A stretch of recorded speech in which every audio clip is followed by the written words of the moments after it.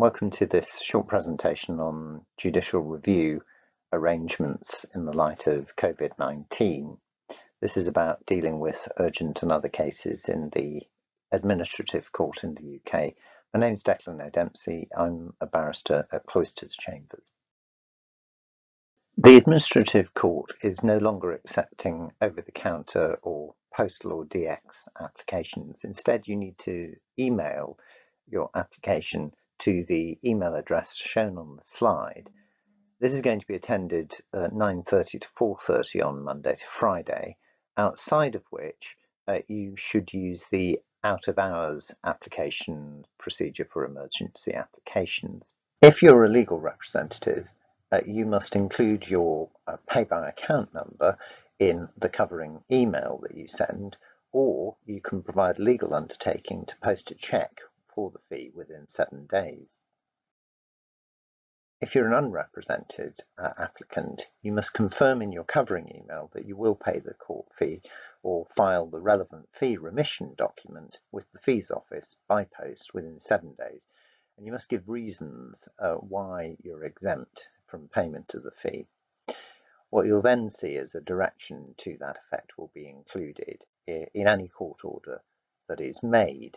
Your application's got to include the electronic bundle of the documents that's necessary for the court to read for determining your urgent application. If you're a legal representative, you must comply with the guidance on filing electronic bundles as to the size of the single PDF, numbering of pages, default display view of all pages, and you should include an index that hyperlinks to the pages that the index refers to.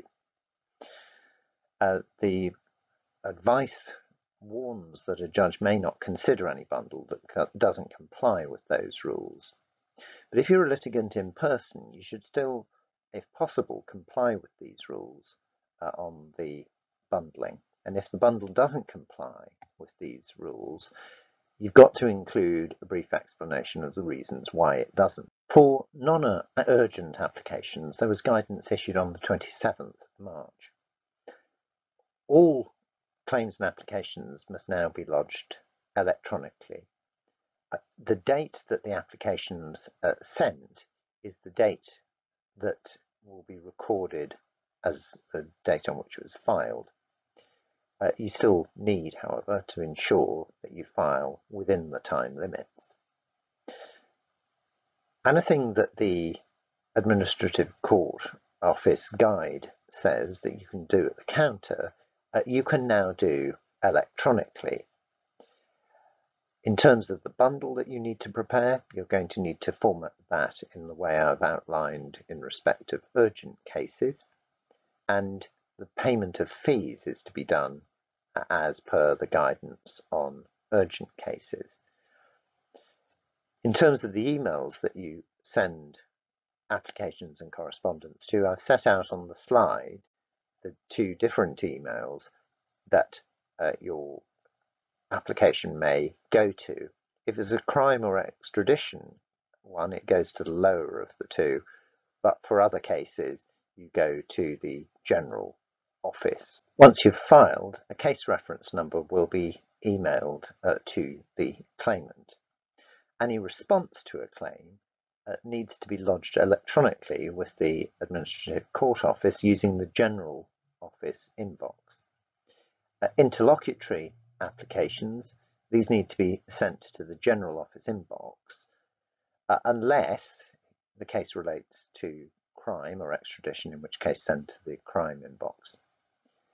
If the case is urgent, then you need to highlight this in the title of the email or flag the email as of high importance. So that's if your application is urgent and you still need to satisfy the requirements relating to urgency that are set out in the Administrative Court Office Guide.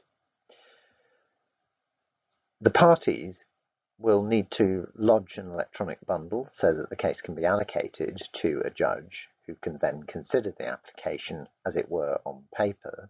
So in terms of permission hearings and hearings.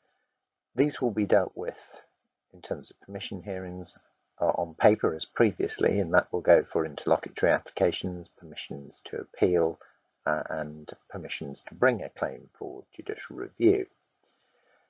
You need to watch out, however, at least in the short term, because response times for decisions will probably increase. So decisions on the papers will take longer than has previously been the case. Most, if not all, hearings will be conducted by Skype or on the phone, and where possible, they will be conducted as public hearings. And I'm going to say a little bit about remote hearings in a moment. One of the points to bear in mind when you're trying to work out how long your case is going to take for a hearing is that your time estimate should be adjusted for the fact that a hearing by Skype or telephone can take longer than a hearing in person. Finally, in terms of this guidance, orders are going to be served on all parties by email. Protocol regarding remote hearings was given on the 26th of March 2020. One of the first things it says is that all parties are urged to be sympathetic to the technological and other difficulties experienced by others. It then reminds us that Part 39.9 of the CPR provides that at any hearing, whether in the High Court or County Court, the proceedings will be tape recorded or digitally recorded unless the judge otherwise directs, and that no party or member of the public may use unofficial recording equipment in any court or judge's room without the permission of the court. The guidance then goes on to remind us that Part 39.23G of the CPR provides that hearings can, and actually must, be held in private if the court is satisfied that it is, for any reason, necessary to secure the proper administration of justice.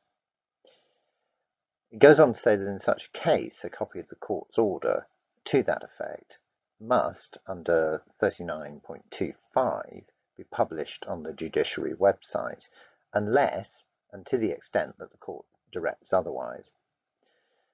Non-parties may apply to attend the hearing and make submissions, or may apply to set aside or vary that order.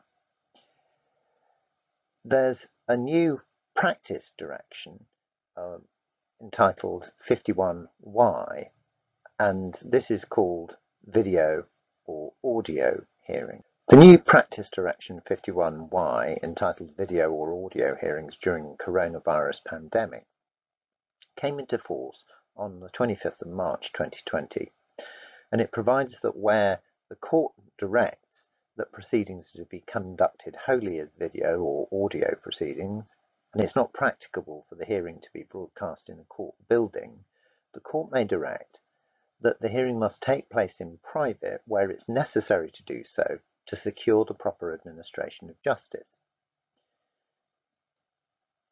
Remote hearings may be accessed by a media representative, and if so, these are public proceedings. But if an order is made under Practice Direction 51Y, there's no requirement for the order to be published under CPR Part 39.2.5, which I referred to earlier. The guidance says that remote hearings should, so far as possible, still be public hearings. And it says that this can be achieved in a number of ways. First, one person, whether that's a clerk, judge, or official, relaying the audio and, if available, video of the hearing to an open courtroom. So this would be the situation where there is a computer in an open courtroom which can be attended if people wish to. Secondly, it can be done by allowing a media representative to log in to the remote hearing. And, or finally, there can be live streaming of the hearing over the internet where broadcasting hearings is authorised in legislation. And it gives the example of the new Section 85A recently inserted into the Courts Act of 2003. It points out, however, that the principles of open justice are to remain paramount. The direction points out that the recording of hearings and compliance with CPR Part 32.9 can also be achieved in a number of ways. First of all, it's possible that the court will record the audio relayed in an open courtroom by the use of the court's normal recording system. Secondly, it can be achieved by recording the hearing on the remote communication program that's being used, so for example Skype for Business or Zoom or BT's Meet Me, or finally by the court using a mobile telephone to record the hearing. The guidance is very clear, however, that it is not permitted for the parties to record the hearing without the judge's permission. So what sort of hearings will be held remotely? The guidance says that it'll normally be possible for all short interlocutory, that's interim or non-witness applications, to be heard remotely. Some witness cases will also be suitable for remote hearing. It says that available methods for remote hearings include a non-exhaustive list of things like BT's conference call, Skype for Business, court video link, BT's Meet Me, Zoom, and an ordinary telephone call. However, it states that any communication method available to the participants can also be considered if it's appropriate. The judge must check with the listing office that suitable facilities are available, and the listing office will then seek to ensure that the judge or judges and parties are informed as long in advance as possible of the identity of the judges or judge hearing the case. One of three solutions is possible, having done all this. First, the stated appropriate remote communication methods such as BT conference call, Skype for Business, court video link, BT Meet Me, Zoom, ordinary telephone call, or another method may be used for the hearing. Secondly, in order that the case will proceed in court with appropriate precautions to prevent the transmission of coronavirus, or thirdly, that the case will need to be adjourned because a remote hearing is not possible, and the length of the hearing combined with the number of parties or overseas parties, representatives and or witnesses make it undesirable to go ahead with a hearing in court at the current time. If you disagree with the proposal made, then you'll need to make submissions in writing by email or CE file, if that's available.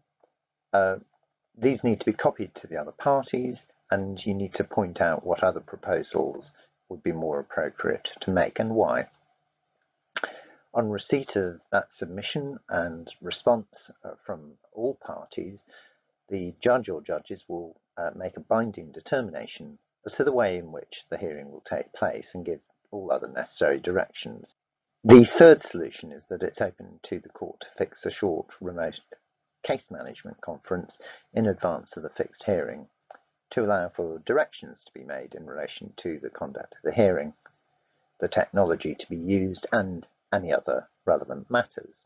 For the hearing itself, the clerk or court official and the parties will all need to log in or call in to the dedicated facility in good time for the stated start time for the remote hearing. In a Skype, Zoom or BT call, the judge or judges will then be invited in by the clerk or court official. The hearing will be recorded by the judge's clerk, a court official, or by the judge, if technically possible, unless a recording has been dispensed with under CPR Part 39.9.1. The parties and their legal representatives are not permitted to record the hearing. With the court's permission, arrangements can be made with privately paid for transcribers, however. As to the hearing itself and the publicity of the hearing, it can be made open to the public if technically possible, either by the judge or judges or the clerk logging in to the hearing in a public courtroom, and making the hearing audible in that courtroom or by other methods, which I've talked about already. However, in exceptional circumstances presented by the current pandemic, the impossibility of public access shouldn't normally prevent a remote hearing taking place. If any party wants to make the submission that it should do so in the circumstances of the specific case, they need to make the submissions to that effect to the judge. The clerk, court official, or the judges must complete the order that is made at the end of the remote hearing. The wording of that order should be discussed and agreed with the parties in those circumstances. So how do you prepare for one of these remote hearings? The guidance says that the parties should, if necessary, prepare an electronic bundle of documents and an electronic bundle of authorities for each remote hearing. Each electronic bundle should be indexed and paginated and should be provided to the judge's clerk, court official, or to the judge, if no official is available, and to all other representatives and parties well in advance of the hearing. Electronic bundles should contain only documents and authorities that are essential to the remote hearing. Large electronic files can be slow to transmit and unwieldy to use. Electronic bundles can be prepared in PDF or another format. They must be filed on the CE file if available, or sent to the court by link to an online data room, which is the preferred method, or by email.